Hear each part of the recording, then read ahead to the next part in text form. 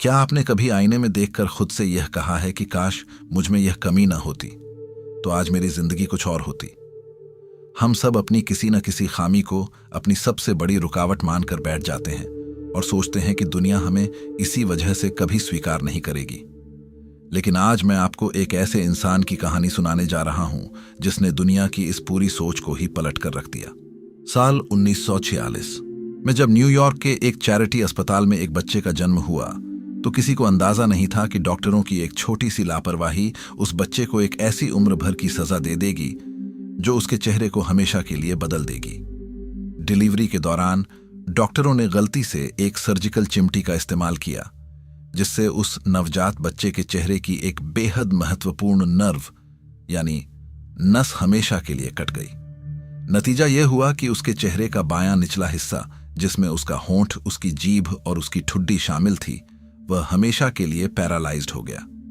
वह बच्चा जब बड़ा होने लगा तो वह बाकी बच्चों की तरह साफ नहीं बोल पाता था और जब भी वह हंसता या बात करता तो उसका चेहरा एक तरफ से थोड़ा टेढ़ा दिखाई देता था।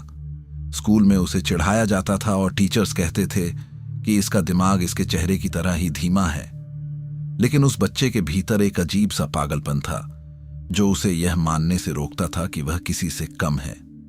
मनोविज्ञान में एक बहुत ही प्रसिद्ध कॉन्सेप्ट है जिसे कॉग्निटिव रिफ्रेमिंग कहा जाता है, जिसका सीधा सा मतलब होता है कि आप अपनी परिस्थिति को किस नजरिए से देखते हैं। जहां पूरी दुनिया उस लड़के को एक कमजोर और अक्षम इंसान के रूप में देख रही थी, वहीं उस लड़के ने अपने अवचेतन मन में एक अलग ही कहानी लिखनी शुरू कर दी थी।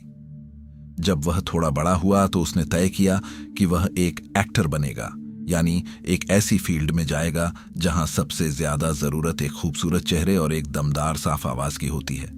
आप सोच कर देखिए कि एक ऐसा इंसान जो ठीक से एक वाक्य नहीं बोल पाता, जिसके चेहरे पर पूरे इमोशंस नहीं आते, वह दुनिया के सबसे बड़े सिनेमा उद्योग में अपनी जगह बनाने का सपना देख रहा था। जब वह हॉलीवुड के एजेंट्स के दफ्तरों में जाने लगा तो लोग उसे देखकर हंसते थे।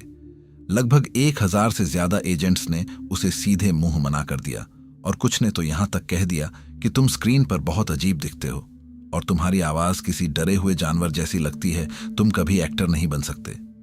लेकिन स्टैलोन के पास एक ऐसा माइंडसेट था जिसे न्यूरोसाइंस में न्यूरोप्लास्टिसिटी और रेजिलियंस का बेहतरीन कॉम्बिनेशन कहा जाता है। उन्होंने यह समझ लिया था कि अगर वह अपनी इस आवाज और चेहरे को बदलने की कोशिश करेंगे तो वह कभी भी एक आम एक्टर से बेहतर नहीं बन पाएंगे, क्योंकि आम एक्टर्स की तो वहां भरमार थी। उन्होंने अपनी उस कमी से भागने या उसे छुपाने के बजाय उसे गले लगाने का फैसला किया। हार्वर्ड बिजनेस रिव्यू की एक रिसर्च बताती है कि जो लोग अपनी यूनिक कमियों को छुपाने के बजाय उन्हें अपनी ताकत के रूप में पेश करते हैं, उनकी मार्केट वैल्यू और एक्सेप्टेंस रेट दूसरों से कहीं ज्यादा होती है, क्योंकि लोग मौलिकता की तरफ आकर्षित होते हैं। स्टैलोन ने अपनी आवाज की उस लड़खड़ाहट को और अपने उस टेढ़े चेहरे को अपनी कमजोरी नहीं बल्कि अपना सबसे बड़ा सिग्नेचर स्टाइल बना लिया। उन्होंने जब रॉकी और रैम्बो जैसी फिल्मों के किरदार लिखे तो उन्होंने उन किरदारों को अपनी ही तरह एक अंडरडॉग बनाया जो समाज के ठुकराए हुए थे और जिनकी आवाज में वही भारीपन और दर्द था जो स्टैलोन की अपनी आवाज में था। जब वह स्क्रीन पर बोलते थे तो दर्शकों को लगता था कि यह कोई बनावटी एक्टर नहीं है, बल्कि यह एक असली इंसान है जो अपनी जिंदगी की जंग लड़ रहा है। जिस आवाज का मजाक उड़ाकर 1000 लोगों ने उन्हें रिजेक्ट किया था, उसी आवाज और उसी चेहरे ने उन्हें हॉलीवुड के इतिहास का सबसे अनोखा और सबसे अमीर एक्शन लीजेंड बना दिया। यह माइंडसेट सिर्फ सिल्वेस्टर स्टैलोन का नहीं है, बल्कि यह हर उस इंसान का हो सकता है जो आज अपनी किसी कमी की वजह से खुद को हारा हुआ महसूस कर रहा है। अगर आप भी आज किसी ऐसी चीज से जूझ रहे हैं जिसे दुनिया आपकी कमजोरी कहती है, तो याद रखिए कि दुनिया सिर्फ उन्हीं नियमों को मानती है जो आम लोग बनाते हैं, लेकिन इतिहास वो लोग बनाते हैं जो अपनी कमियों को ही अपना सबसे अचूक हथियार बना लेते हैं। जो चेहरा कभी रिजेक्शन की वजह था, वही चेहरा बाद में करोड़ों डॉलर के पोस्टर्स पर छपने लगा, क्योंकि स्टैलोन ने दुनिया को अपने हिसाब से बदलने पर मजबूर कर दिया था, न कि खुद को दुनिया के सांचे में ढाला था। जब आप किसी चीज को अपनी कमजोरी मान लेते हैं तो आपका दिमाग लगातार उसी के इर्द गिर्द सुरक्षात्मक दीवारें खड़ी करने लगता है, जिसे साइकोलॉजी में डिफेंस मैकेनिज्म कहते हैं। सिल्वेस्टर स्टैलोन ने उस दीवार को ही ढहा दिया। उन्होंने यह मान लिया था कि जो चीज उनके पास नहीं है, उसे पाने के लिए रोने से बेहतर है कि जो है उसे इतना धारदार बना लिया जाए कि दुनिया दंग रह जाए। जब वह हॉलीवुड की गलियों में भूखे पेट घूम रहे थे, तब उनके पास सिर्फ एक ही रास्ता था। या तो वह अपनी किस्मत को दोष देकर किसी छोटे मोटे काम में अपनी पूरी जिंदगी गुजार देते, या फिर वह अपनी उस अलग दिखने वाली पहचान को एक ब्रांड में बदल देते। न्यूरोलॉजिकल रिसर्च बताती है कि हमारा ब्रेन थ्रेट यानी खतरे को दो तरह से प्रोसेस करता है, या तो भाग जाओ फ्लाइट, या फिर मुकाबला करो फाइट। स्टैलोन ने लड़ने का रास्ता चुना। उन्होंने समझ लिया था कि सिनेमा की दुनिया में हर कोई एक जैसा दिखने की होड़ में लगा हुआ है। हर किसी के पास एक परफेक्ट मुस्कान है, एक परफेक्ट आवाज है और एक परफेक्ट बॉडी लैंग्वेज है। उस परफेक्शन की भीड़ में स्टैलोन का वो टेढ़ा चेहरा और वो भारी, थोड़ी लड़खड़ाती हुई आवाज एकदम अलग और अनूठी थी। उन्होंने अपनी इस अनूठी पहचान को छुपाने के लिए कभी कोई सर्जरी नहीं करवाई, न ही अपनी आवाज को बदलने के लिए किसी झूठे लहजे का सहारा लिया। इसके बजाय उन्होंने अपनी स्क्रिप्ट्स में ऐसे किरदारों को जन्म दिया जो समाज के सबसे निचले तबके से आते थे, जो हर दिन केवल जिंदा रहने के लिए संघर्ष कर रहे थे। जब उन्होंने रॉकी बैल्बोआ का किरदार लिखा तो उन्होंने उसमें अपनी पूरी आत्मा डाल दी। रॉकी भी एक ऐसा बॉक्सर था जिसे कोई नहीं पूछता था, जो बहुत साफ नहीं बोल पाता था, जिसके चेहरे पर हर वक्त मार खाने के निशान होते थे। जब स्टैलोन ने उस किरदार को पर्दे पर जिया तो लोगों को उसमें कोई हॉलीवुड का हीरो नहीं दिखा, बल्कि उन्हें उसमें अपना ही एक अक्स नजर आया।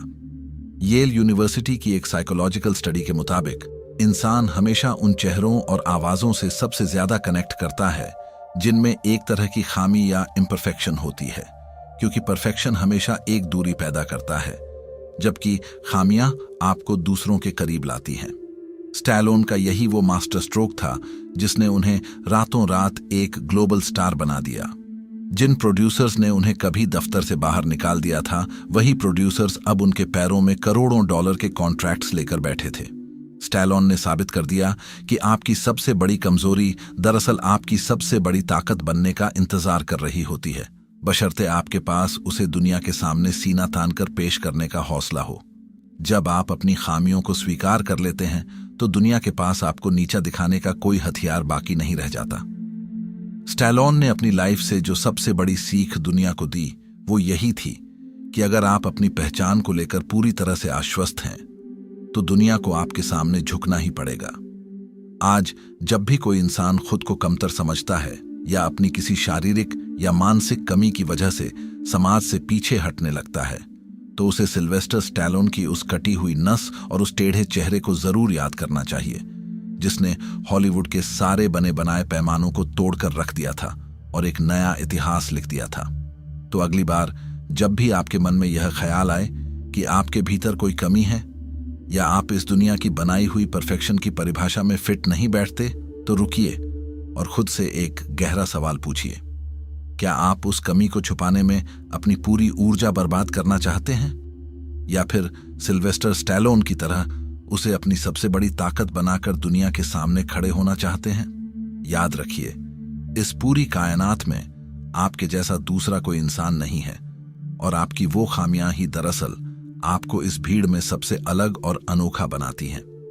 जब आप अपनी कमजोरियों को गले लगा लेते हैं तो आप दुनिया के बनाए हुए खेल को खेलना बंद कर देते हैं और अपना खुद का एक नया खेल शुरू करते हैं, जहां नियम भी आपके होते हैं और जीत भी आपकी होती है।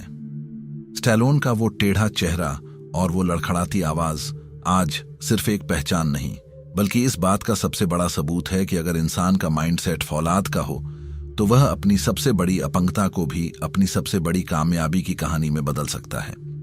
अब यह फैसला पूरी तरह से आपका है कि आप अपनी कमियों के पीछे छुपकर एक गुमनाम जिंदगी जीना चाहते हैं, या फिर उन्हें अपना सिग्नेचर स्टाइल बनाकर इस दुनिया पर अपनी एक अमिट छाप छोड़ना चाहते हैं।